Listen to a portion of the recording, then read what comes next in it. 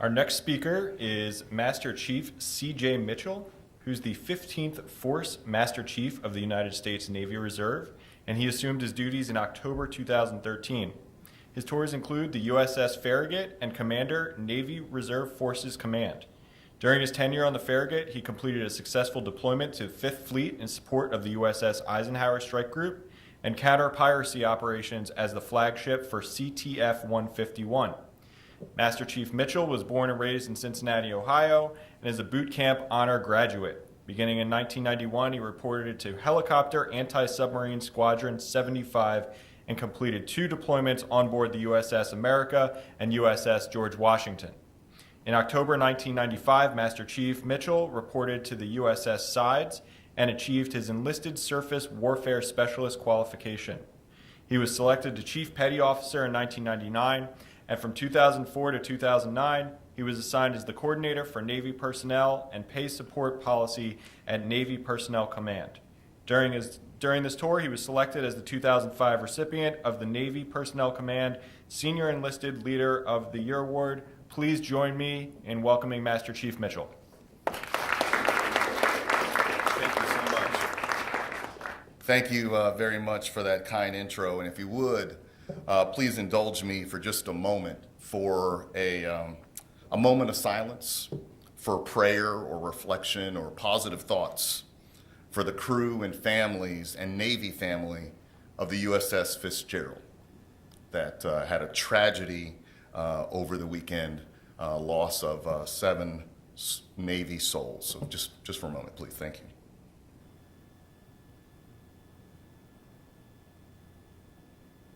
Thank you very much. Included among the survivors on USS Fitzgerald, I'm pleased that the one reserve component sailor we had on board is among the survivors, serving 4 deployed naval forces there in Japan. I'm excited and honored to be here. I think Representative Kaufman has maybe departed. Senator Tester will be here earlier. Any reason to get out of the Pentagon, even if I'm sandwiched between 2 members of Congress, is absolutely fine with me. As the Force Master Chief of the Navy Reserve, I'm here and I represent Vice Admiral Luke McCullum, the Chief of Navy Reserve, but also 60,000 reserve component sailors serving in 123 sites in 50 states and 2 territories, 3,000 of which are currently forward deployed in the global war on terrorism as we speak today. 80,000 since 9/11 have raised their hand, many multiple times. I echo Representative Kaufman's remarks about what reserve component and guard service members bring.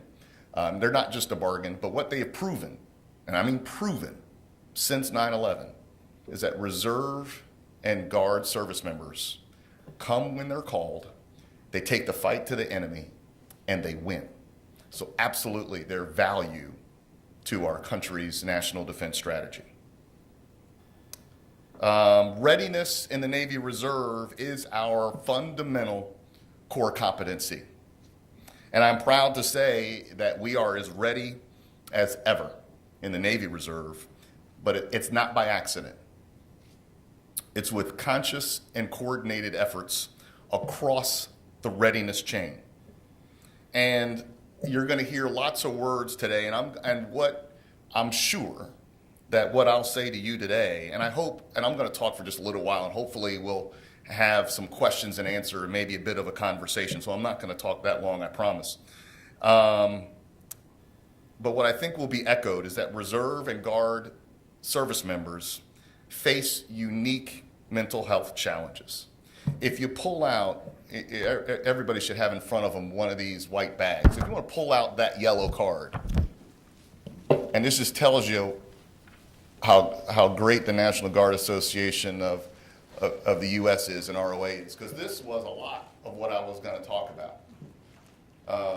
There on the, I think that's the front. Well, maybe if you turn to this page without the pictures of Congress, those challenges and those challenges are absolutely legitimate, especially when you consider the location challenges. I mentioned that the Navy Reserve is in 123 sites.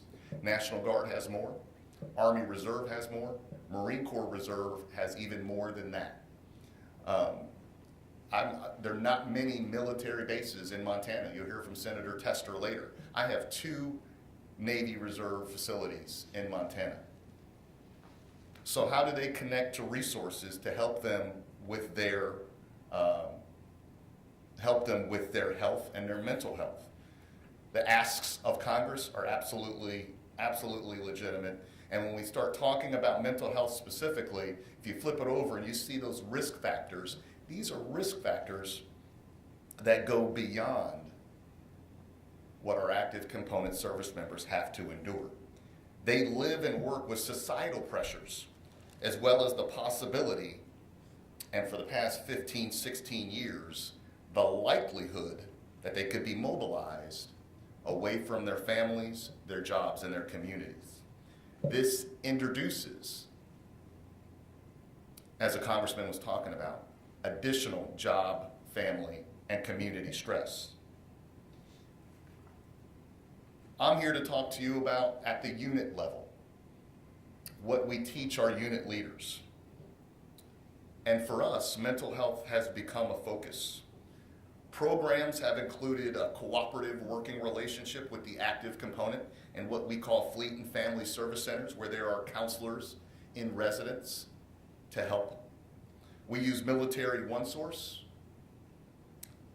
The Defense Health Agency and Navy Medicine has instituted programs to check and monitor mental health in a proactive manner, as opposed to waiting for something to come up. They are introducing that in every medical engagement. I just went to medical.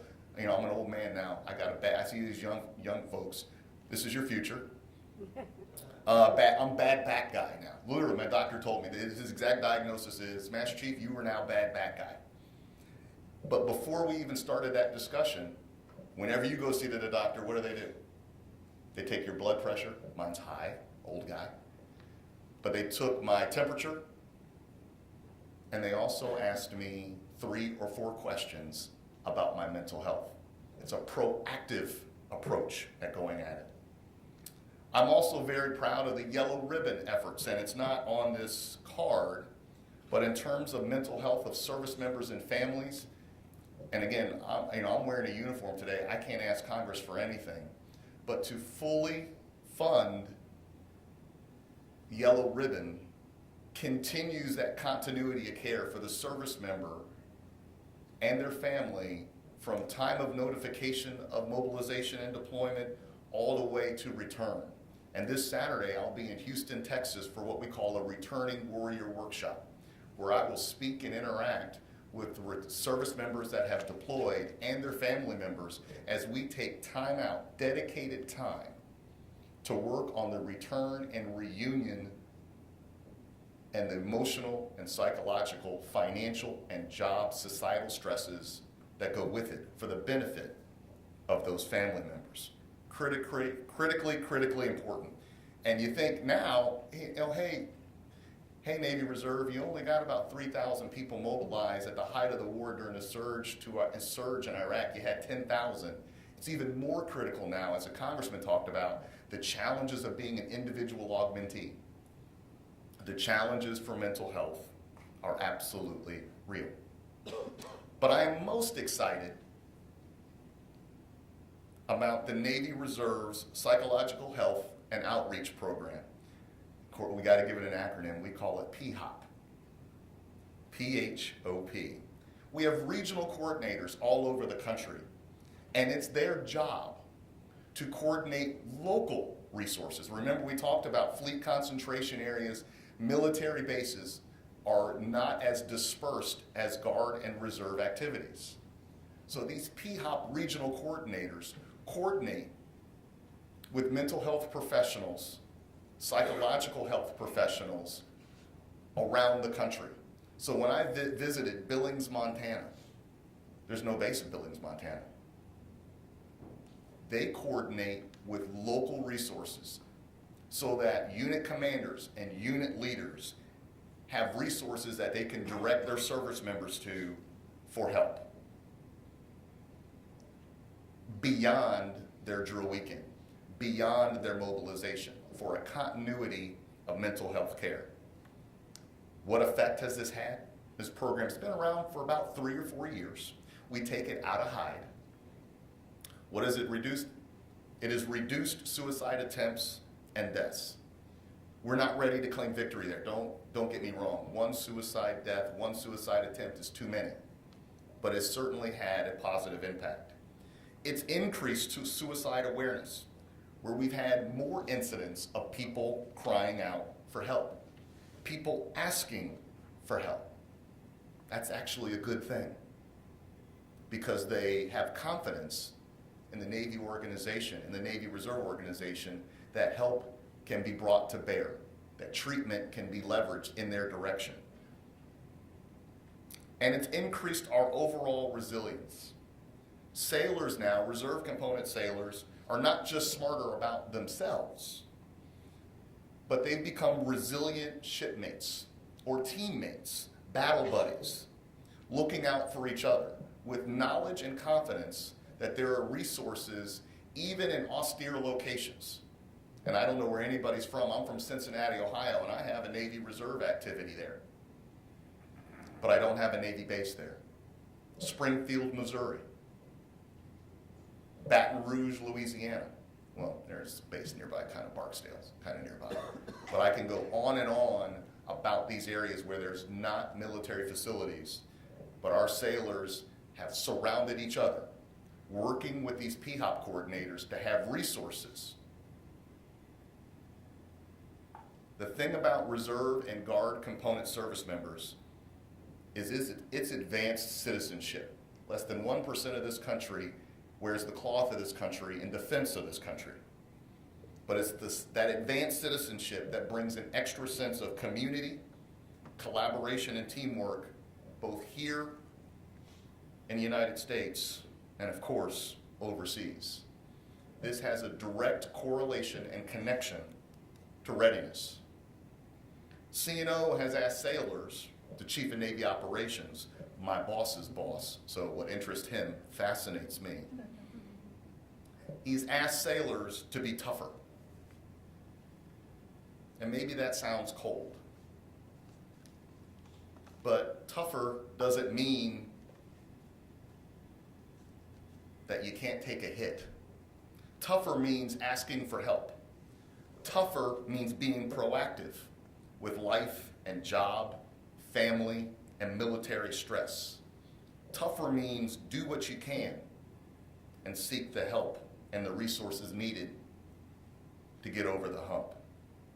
And we all recognize that it can be very tough to ask for help. Everything that I've mentioned today are tools. And as this yellow card talks about, to build, sustain, and maintain readiness,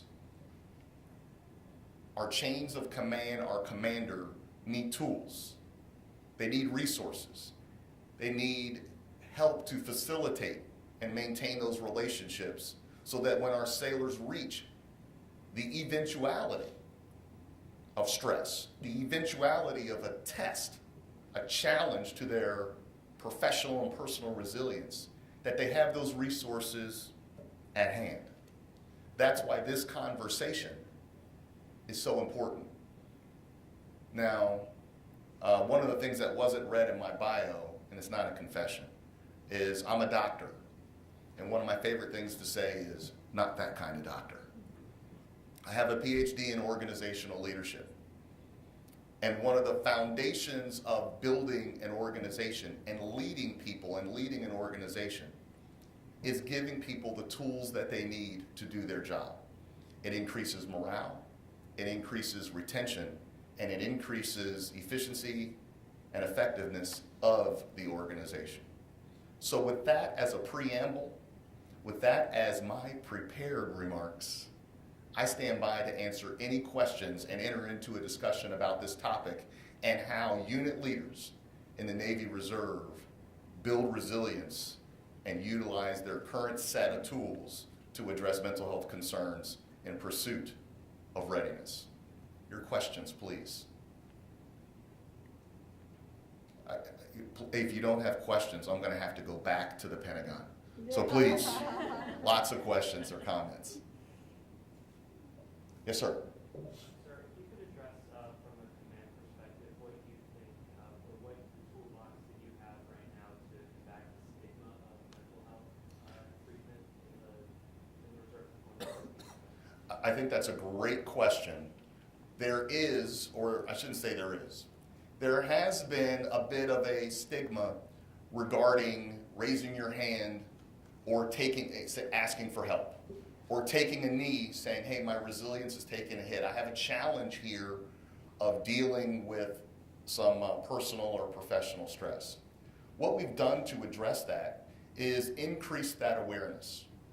The training has been focused on it's okay that we have something called an operational stress continuum. We have acknowledged that there are pressures put on people within their lives. And again, as I mentioned, and as Representative Kaufman mentioned, those pressures are additional when you're in the reserve or in the Guard. So that increased awareness through open communication, and not just saying, hey, here's how you deal with stress, and giving, because there's no formula, there's no secret recipe, there's no one thing that works for everyone. So what we've done, in addition to that training and talking about, hey, this is how you manage stress and some of the techniques, we've also made resources available. Most of the resources are anonymous in nature, so that you can pursue resources privately and personally. If it's a specific military issue, we have military resources available, from our medical folks that I talked about, to the chaplains, to that cooperative and collaborative relationship we have with Fleet and Family Service Center. But creating that dialogue every time you go see the Navy doctor or the military doctor, having that dialogue of continuous training, regular drumbeat training, creates that culture now where we care about each other, and that reduces the stigma.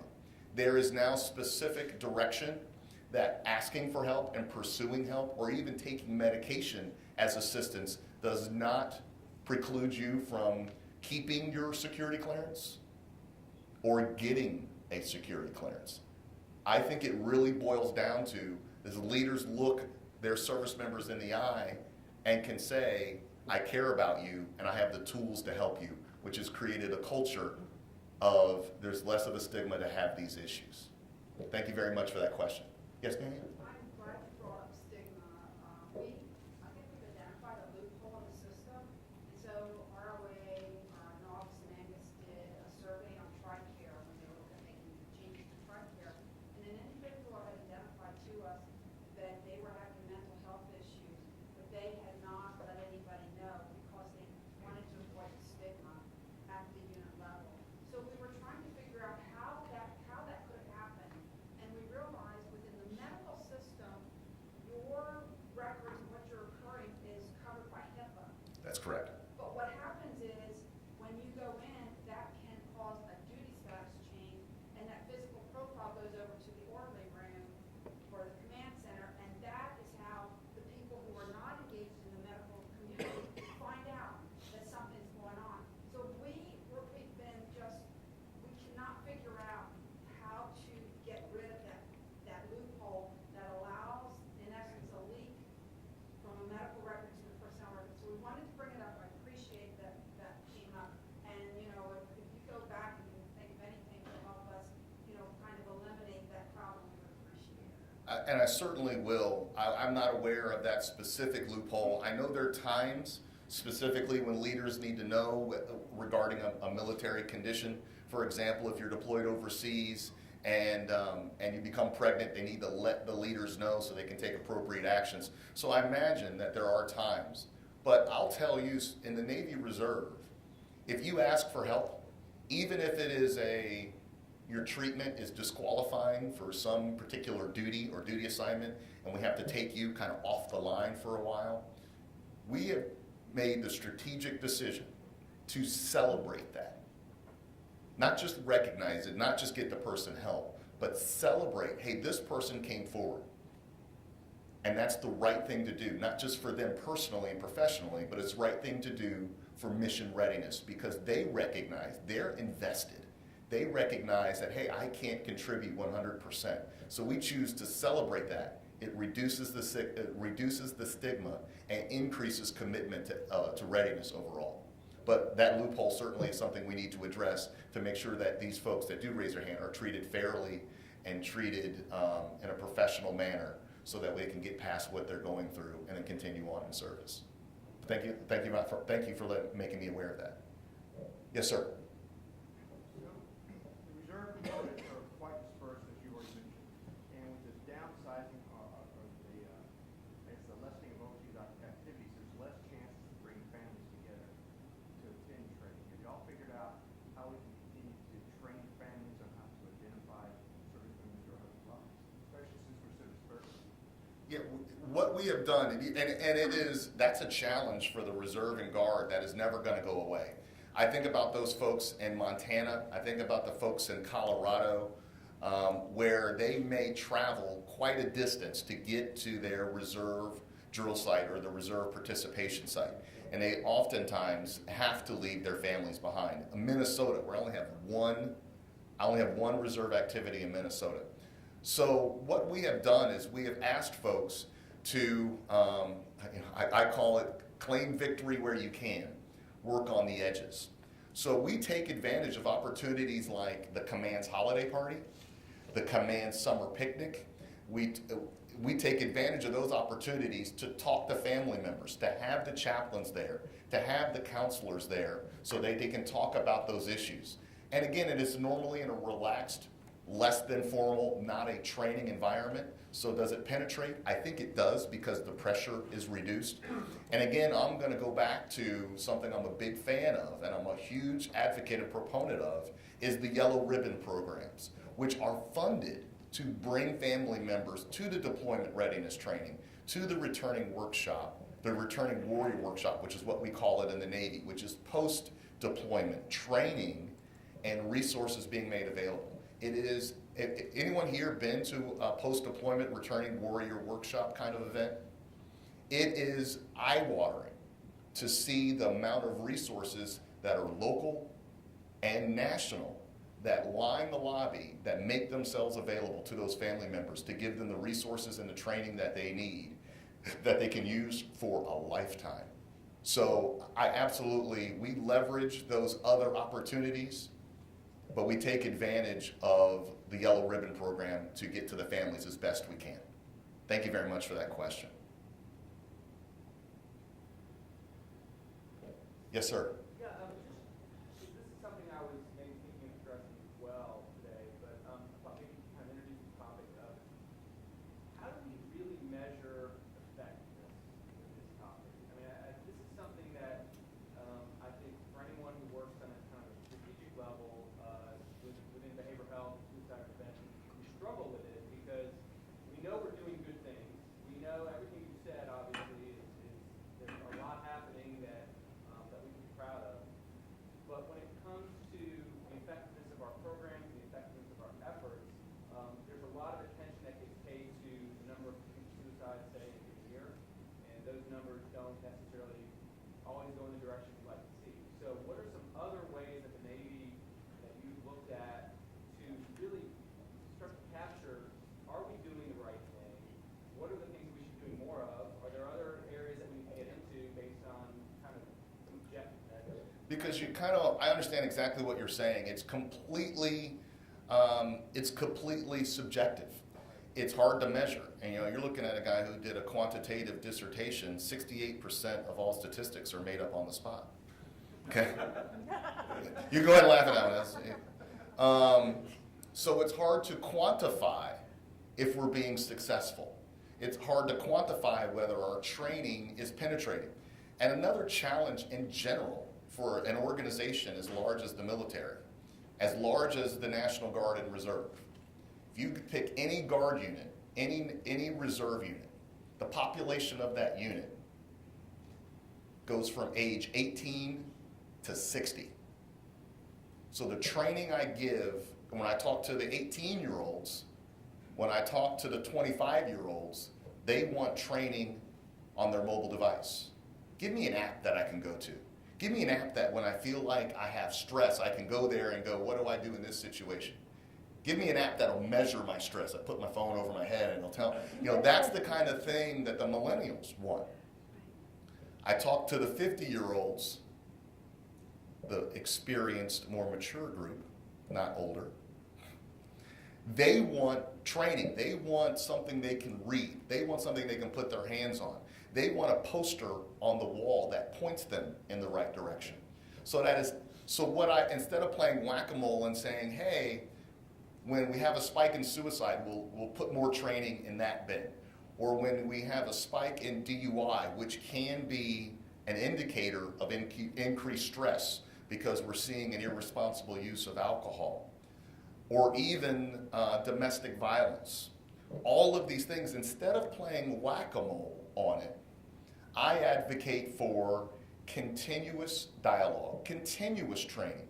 Keep a drumbeat going that speaks to the entire spectrum of our population so that it becomes cultural, it becomes institutional, it becomes a part of our organization, that we have an open dialogue about these things and we seek to modernize and take the latest of the training resources that are available. That we as a military don't follow behind our civilian counterparts and use the most modern and most effective techniques to address these situations. And I don't believe in spending in this regard. I don't believe in spending money in this regard. This will be maybe my last point because I think I'm going to get the hook. I believe in investment. Spending money in this regard, whether it's the service or whether Congress, is not discretionary spending. It's an absolute investment, not just in the readiness, but what should be your most important resource is your people. The fact that you're taking time out of your busy day means you're investing in us, investing in me, investing in the sailors that I represent. So thank you very much for your time. It has been my honor and privilege to serve. Thank you to ROA for sponsoring this. Thank you to the National Guard Association and the Enlisted Association of the Guard of the United States for not just giving me a little bit of time to spend with you today, but for hosting this seminar on behalf of Reserve and Guard component service members serving around the world today. Thank you very much. Appreciate it. On behalf, you can't go anywhere. I can't go anywhere? No. On behalf of NGAUS, EANGUS, and ROA, we just want to present you with this, which is the first National Guard stamp. Oh, wow. It's a historical, framed stamp from you, and we're so appreciative to have you. Thank you so much. Thank you very much for your time. I really appreciate this. Thank you. You.